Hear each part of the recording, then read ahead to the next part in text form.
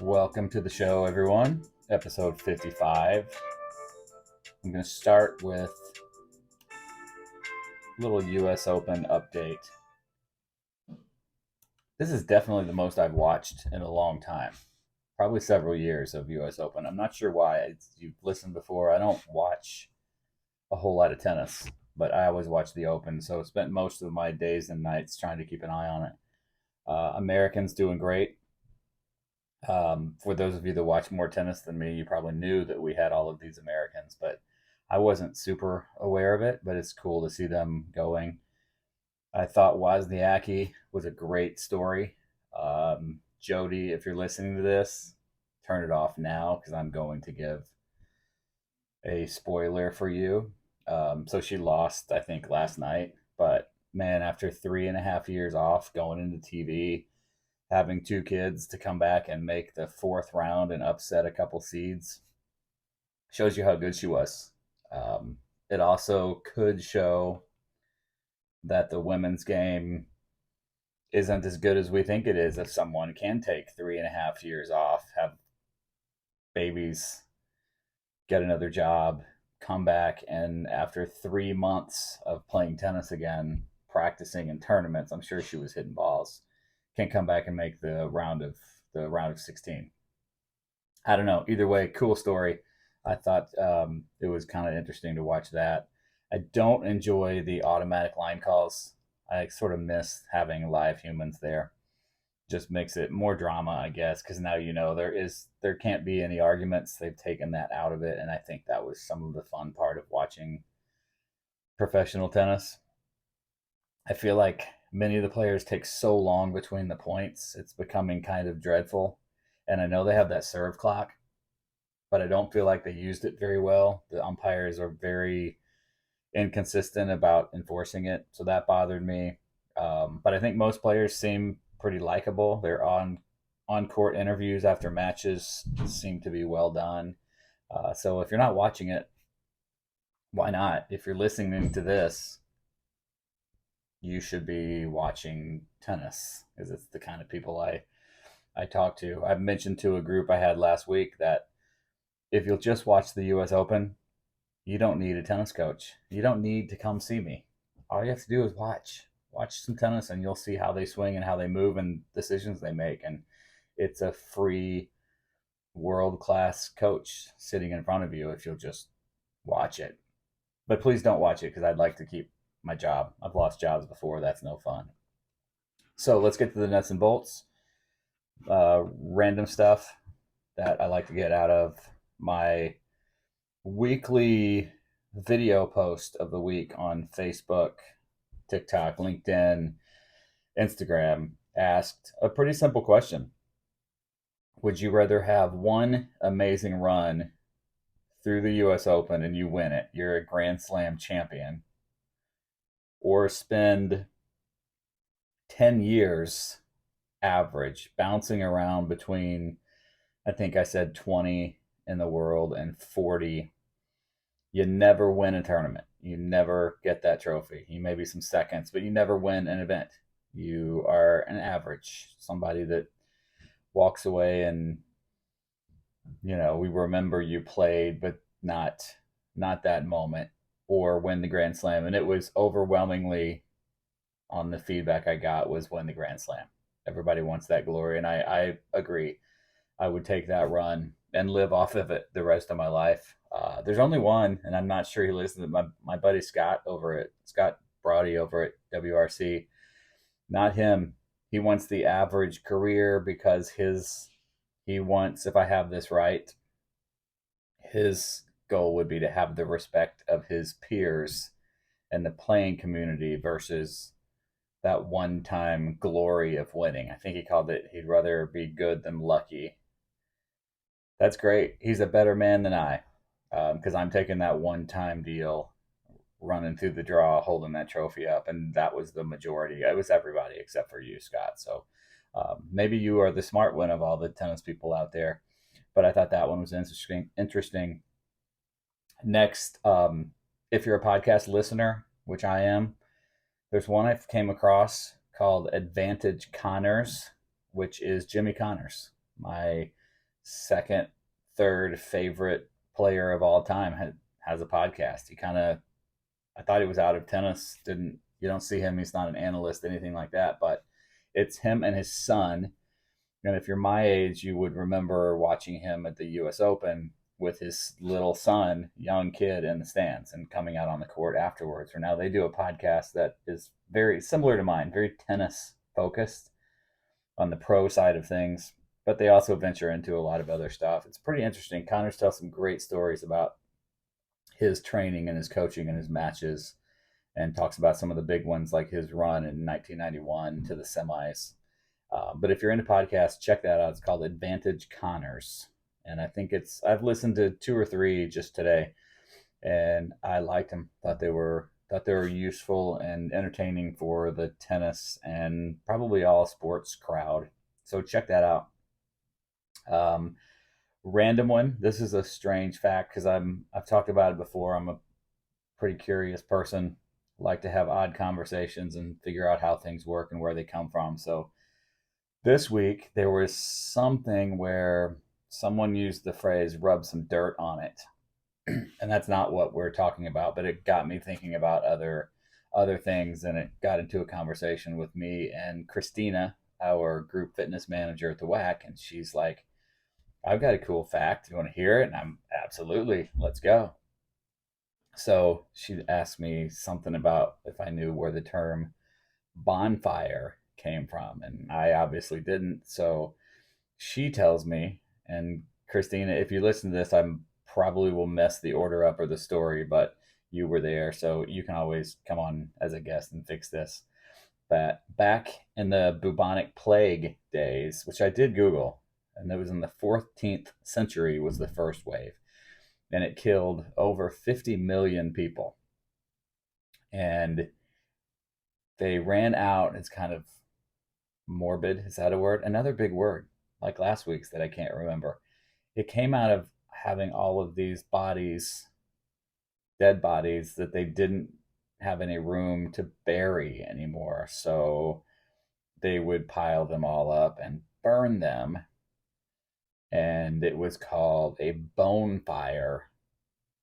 And I guess over hundreds of years, it turned into bonfire. So without Googling any of this, my vision is they pile all these bodies up, and the people, the townsfolk or friends, relatives, gather around the fire and pay their respects. And now we sit around bonfires and fires in your backyard as a thing of peace and quiet and sort of fun and relaxation. But it actually started because we were burning bodies and it was called a bonfire. So pass that on. I actually have no idea if that's true or not, but I trust Christina a lot, and she tends to have some odd things in her head, kind of like I do, and is very curious. So I'm going to go with it unless someone totally proves me wrong. My next one, I'm still kind of in my nuts and bolts stuff. Like I said last time, I'm trying to organize this a bit better. So I've got a question about those of you who have or have had small kids, I guess, babies.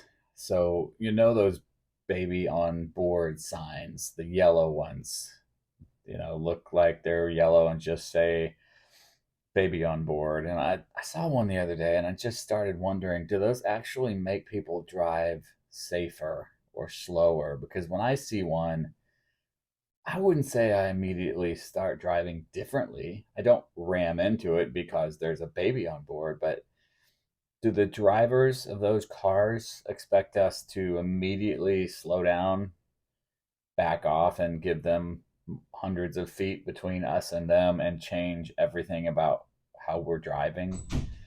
Are they really that powerful? I guess I always thought they were kind of like a joke gift at a baby shower, but I see them a lot. And it also got me wondering, why don't we have them for other things? Why don't we have, maybe they do. This is where I'd like to ask questions because I don't know, but is there a dog on board? Cats on board? Is it just babies? What about old people? We not want to be thoughtful of them as we drive?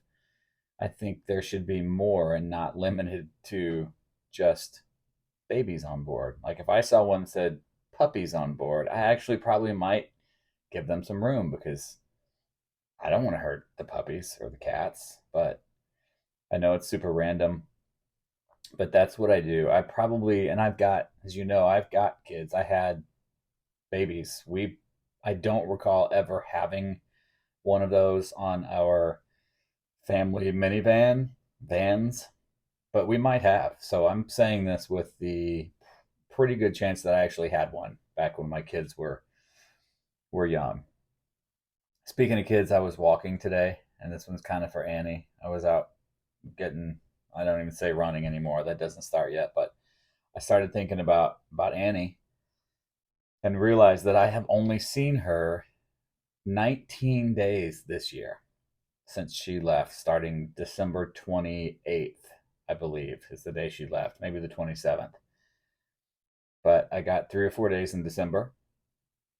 I got 5 days when we went to California, and I got about 10 when she was here. And I don't know what that means or why I'm even mentioning it on this podcast about coaching in tennis and pickleball, but it just thinks it's strange that how it works as we get older, that you spend, well, pretty much every day of your entire life with your kids with you, and then how quickly it went from 365 days to 19 so far this year. And my guess is we're going to get to, I don't know, maybe 30 at the most. And it's just odd. I don't like it, but I got some friends that are going through all that same stuff, and my buddy Vince just dropped his daughter off in New York, and I've been there, and it's no fun, but it's what it is, I suppose. So already, that was not on my list. I'm totally unorganized because I started talking about Annie, but I'll try to get back on track. I'm leading up to one of my favorite stories ever, by the way. So if you're still with me, hang on for a couple minutes. My book review. I'm reading a book. It's called, what is it called? Let me tell you a story. That's what it's called. It's written by a sports writer, John Feinstein. Maybe Feinstein. He's written everything. I've probably read most of his books in the sports world. It's about Red Auerbach. Auerbach? I don't know. I read these things without really knowing what I'm doing. But it's called Let Me Tell You a Story. He won 9 NBA championships. He coached players like Bill Russell, Larry Bird, Bob Cousy, Sam Jones, and dozens more that I can't remember at the moment. And this book is about how he started these lunches on Tuesdays at 11 a.m. every week at this little Chinese restaurant he liked. And it was an invitation only. You had to get an invite to go sit and listen to him tell stories. And the book is about the writer getting the invite and how nervous he was and how they got people there. And basically it was just them coaches telling stories. And great book. I recommend it if you're a sports person. If you're an NBA person, you have to read it. But I sort of got into it. Just one, it was on sale. It cost me like $1.99 on my Nook, and I like that kind of stuff. So what I've gotten from it so far is, one, Red Auerbach invented the sixth man. If you don't know what the sixth man is, it's an award now in the NBA. It's basically for the best player that comes off the bench. Well, he invented it. One of the things he did as a coach is he made the decision to keep back one of his best players when nobody was doing this. And it says in the book that the way it was done, you took your 5 best players and you played them the entire game unless somebody got hurt or so tired they couldn't go. And basically the bench didn't get to play. Well, he changed it. He took his 6th best player and sat him on the bench. And it revolutionized basketball because now when he had to bring someone in, he wasn't bringing someone who never plays sitting on the bench. He was bringing in a star. And that's where the 6th man came from, because he did not want to have any changes in level. He talked about new energy. The starting five are tired. He comes in with somebody who's a superstar with high energy, and invented the six man, which I thought was pretty awesome because that's a big deal in basketball. I believe for the Bucks, Bobby Portis has either won it or really close, considered one of the best. There's big names that have won the six man award. So that was cool. The tennis part of it, he again, this might bore quite a few, but if you watched the NBA back then, like I did in the 40s and 50s and 60s, it's not true. I just read about it. I know who these people are.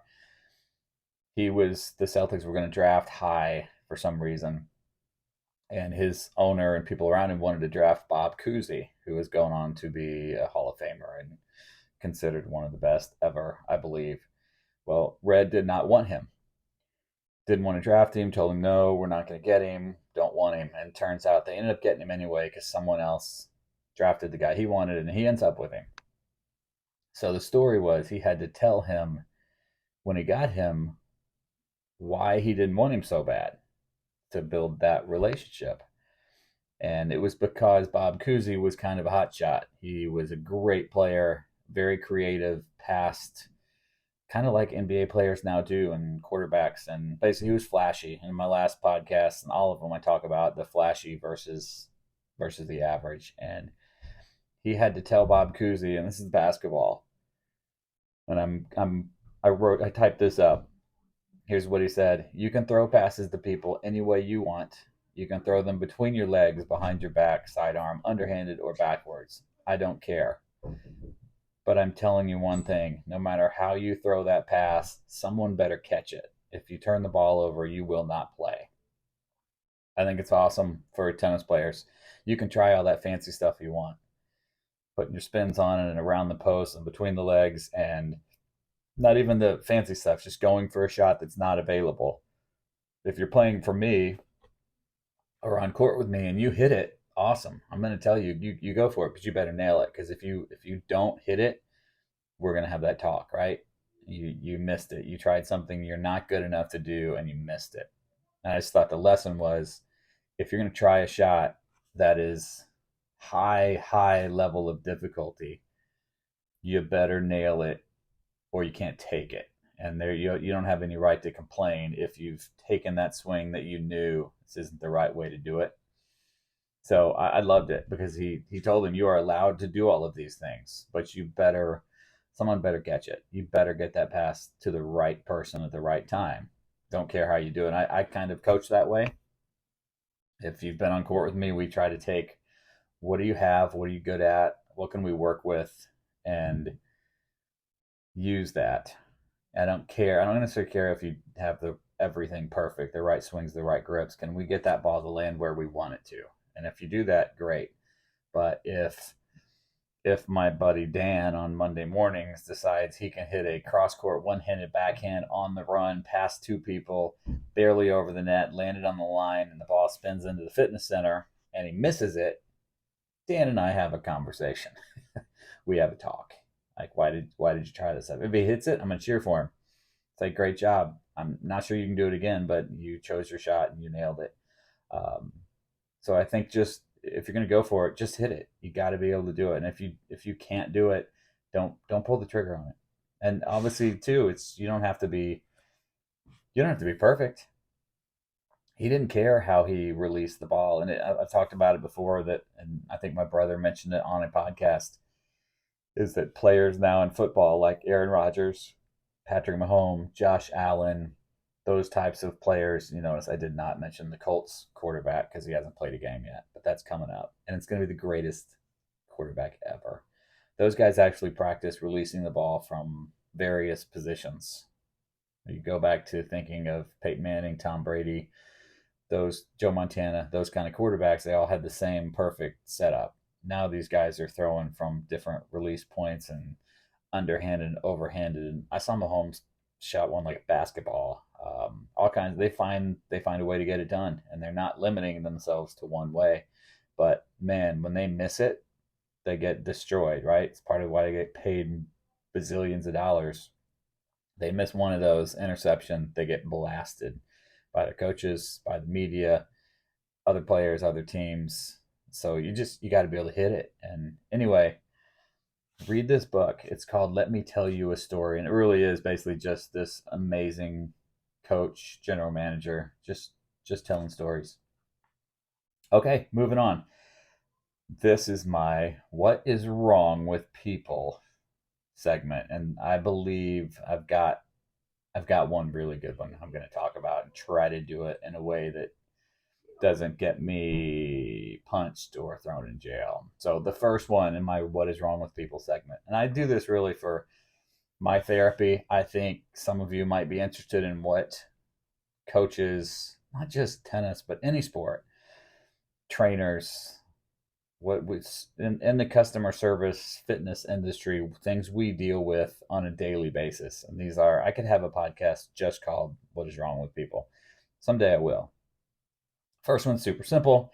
Got a player, 3.0 rating, told me that they just want to play in 4.0 and above leagues so they can get better. Well, that doesn't make sense, right? It's a 4.0 and above, and you're a 3. So it always comes back to me the many, many players that the club industry deals with are not very self-aware about level of themselves or other people. And I'm not judging anybody. I think it's just part of our business. It's why it's probably the number one thing tennis clubs deal with is getting levels correct. But a 3.0 wants to be in the 4 so they can get better, but didn't say, well, the 4.0 doesn't want to get worse, so how are we going to work this out? My best players that get the most improvement the quickest are the ones that are highly self-aware and humble and understand where they currently are with goals of where they want to be. The best ones are, hey, I know I'm a 3. Any chance you can get to toss me in with a couple of 3.5s for even if it's a set, awesome. Those are the best ones I see and talk to, that understand where they are and know they need some better, but don't force that. So anyway, that was one. Second one I thought was funny. This is an email from someone I don't know, still don't know them. No tennis experience. That was in the email, and they requested private lessons with Time Hartwig. And so I think they meant Tim Hartwick, but they asked for Time Hartwig. Never played before, and it was also one that eventually sort of picked their own time and were just going to show up to see Mr. Time Hartwig. So it might be a scam. I get a lot of this stuff. Never heard back from them after my general response, but if you see Tim Hartwick, I'd prefer it if you would call him Time Hartwig. Sounds like a character in Mission Impossible, like the evil guy that Tom Cruise is trying to chase. We've got to get Time Hartwig. So, and here's my good one. This could be my whole podcast. I'm going to try to go short. I'll do my best, but I don't know if I can. So I got into a text situation a week or so ago. Out of the blue, I get a text to me from a player I know well from the past. Probably been 4 or 5 years since talking to or seeing this person. Friendly, consider very much a friend, gave tennis lessons to kids in the family and others. And this came out of nowhere. So in one of the first texts, and this went on over a couple of hours. I'm just going to read some of these and then I'll comment if I need to. But first one on my list is, and this is from this person, why is the whack so ass backwards? That was the first one. Not a, hey Scott, how's it going? It's been several years. You got a minute? I want to talk? Nope. It was straight into, why is the whack? So how do I answer that? Well, I don't know. We've been ass backwards for years. I'm trying to turn this ass around. I can say that, can I? That's not a swear word anymore. So this is all about pickleball. I should have started with that. This is a pickleball conversation. So the next one, The WAC doesn't see this opportunity. Well, again, I don't want this doesn't have to become an ad for the WAC, but I think you all know I work there, and I try to gear everything towards helping that club. That's what good people, good coaches do. So the WAC doesn't see this opportunity. Well, my response is the WAC now has 4 certified pickleball coaches. We have a designated full-time person, Ray Lee, who handles all of our leagues, social play, lessons, coordinates all of it. We have someone for this. It's not just make it up. And she is scheduling more hours than ever. So you can see sort of where this is going. Keep in mind, this person is not a member, does not play at the WAC, hasn't played for 5-6 years. So I'm getting pretty coming at me pretty hard. I'm skimming through to the best stuff. So next one, push harder at the WAC. There's more money to be made. Really. So of all the coaches in Wisconsin, and I don't say this arrogantly or I'm awesome, but I'm probably the one person in Wisconsin who started pickleball from scratch, the first club to do it at Moreland, and understands more than anyone about the money. How much money there is to be made, how much things cost, how it works. Moreland, I don't know now, 8 years ago, we were the only one. I had people tell me, you're insane, you're going out of business, which maybe they were right because we ultimately were taken out of business. But I think I know as well as anybody. I actually get to travel the Midwest and visit clubs and talk to people and see it. And I've tried to build a place and I know the issues there. But to push harder because there's money, yeah, I know there's money to be made. I wouldn't have started it years ago. Next one, WAC pickleball is going nowhere. All right, they continue to miss the boat. This is all in a text while I'm watching the US Open. I actually thought it was a joke at first. It's going nowhere. Continue to miss the boat. Well, and then this one is, and these are in quotes. I actually took the text and wrote them down so I'd get them right. 12 hours of pickleball and 115 for basketball is what we're offering right now. Well, I did the math, and my math's terrible, but the hours we are only open 106 hours a week through 7 days. But we're offering 115 hours for basketball. So that's the perception from someone who is not a member of our club. So we actually have basketball more hours. So there must be like a secret basketball fight club in the middle of the night. That gives more time. All those numbers are wrong regardless. But again, I'm just an insight into things we deal with, even from people that I consider very friendly and know well. So the next one, the WAC needs to wake up about cold weather play. The WAC has 8 locations. 7 of them that I'm aware of have indoor pickleball.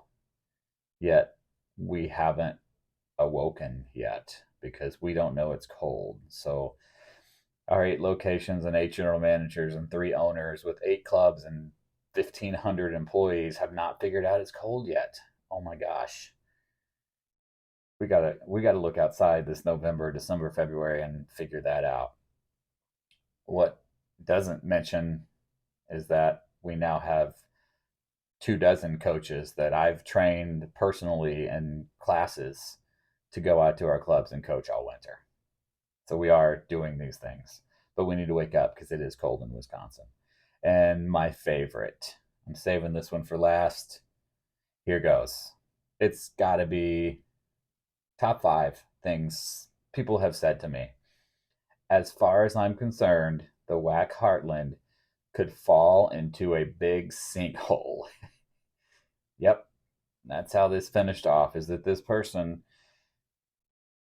I guess somewhat hoping, wouldn't have a problem, problem with it if the place that I work in and spend my days with my friends, members, coworkers, people that are my family now, doesn't care if it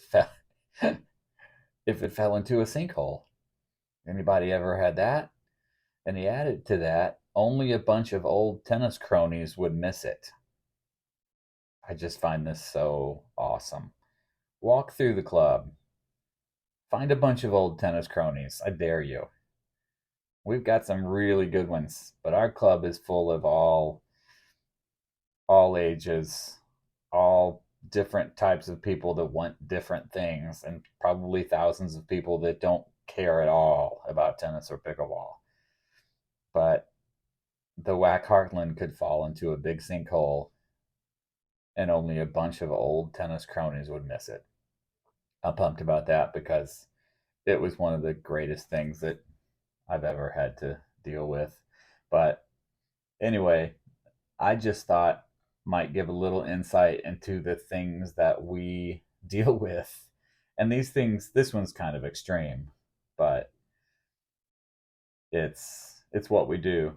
I'd say every day. If I brought a trainer in or another coach, we have something that is interesting like that. So I thank you to all the ones who don't behave like that, and to those that do, keep them coming because this is great. It's just amazing stories. It leads me to one I had years ago. I was a very young pro, and it freaked me out. I didn't know how to handle it. I was in a group with, I'm guessing, but it was like it's a one court group. I'd say four women, maybe five. I think it was four women and one guy. Um, a lady gets mad at me during the group, and this is back in the days where I was very young. I'm talking mid 20s, maybe earlier, and it was very much a Fed based class by me versus what I do now, where I rarely feed balls, put you in a line, that kind of thing. It's very what I do now is very point play based and strategy and active. Well, I was feeding balls, put them in a line and that awful thing that I used to do. And this lady got really mad and she said something like, um, so and so, Jody and Dan, they've each gotten 27 swings and I've only gotten 14. So she was counting balls fed to her and counting the others. Not that you could keep up with it, but she thought she could. But I remember it was one of my first moments in my career of, I guess, somewhat being brave. I remember asking her, let's say her name was Barbara. I remember saying, Barbara, are you telling me that during all of this lesson, you've been focusing on counting the number of tennis balls that you are hitting and the others? And she said yes. And I'm like, I remember thinking like, well, that's not that you're not really focusing on getting better if you're just counting shots, and you'll get plenty. But being able to stand up to an adult when I was barely an adult and did not behave like an adult, that's a hard thing to do. But anyway, I just thought it was a great story, and I've been dying to tell it on this little show I've got. I want to update briefly because I don't have much more. I'm going to go watch U.S. Open here in a second. I want to update my talk and video posts a couple weeks ago were about signals versus words, and I got a lot of feedback on it. And like I said, most were both. But then this week, I did another class with Time Hartwig. He finally said something uh, mind blowing to me and to the group. I just listening. He was leading that. I wrote down. Had to run to my little clipboard and write it down because I thought it was incredible, and I'm going to steal it and take credit for it forever. But we were talking about. I brought up how I didn't hear any players during the match play we were doing because we were working on signals. I didn't hear anybody say no. Every single time that net player gave a signal, the server would say yes. So I brought up, did anybody say no? And they hadn't, and why. And we talked about why that the server maybe hasn't recovered from a long point and doesn't feel like they can get across the court quick enough. They're not serving well.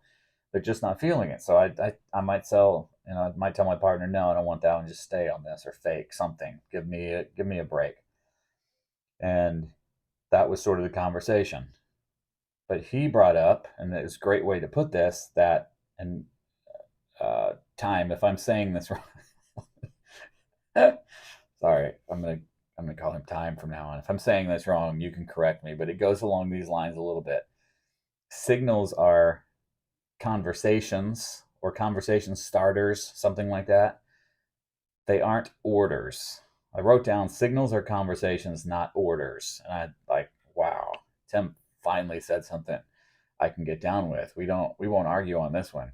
It's just a way to start. It really is. It's a way to start that conversation. And it's not either one of you telling the other, we have to do this. It's, hey, I'd like to try this. What do you think? Is a good way to put it. But I just thought it was really good when you're poaching that if I'm the server and give my partner Barbara I say no, she can give me something else. It's fine. We're talking. We're just talking with signals. But anyway, time Hartwig, that was pretty wise, and I'm going to use that. I'm going to use it forever. And I think that's it. I've got U.S. Open coming up tonight. I got the NFL season starts Thursday night. I'm in 2 fantasy football leagues. Going to defend my title in the first one. If you got any comments for me, you know where to find me as usual. Instagram, Facebook, TikTok, you name it, all that kind of stuff. It's been kind of fun having some conversations with people and what they think versus what I do, because I never tell anybody that they should listen to everything I say all the time. That would be annoying, and I just a it'd be a bad decision. So anyway, thanks everybody for listening, and watch the U.S. Open. Enjoy it. It's been pretty awesome, and I'll talk to you all as soon as I can. Thanks everyone.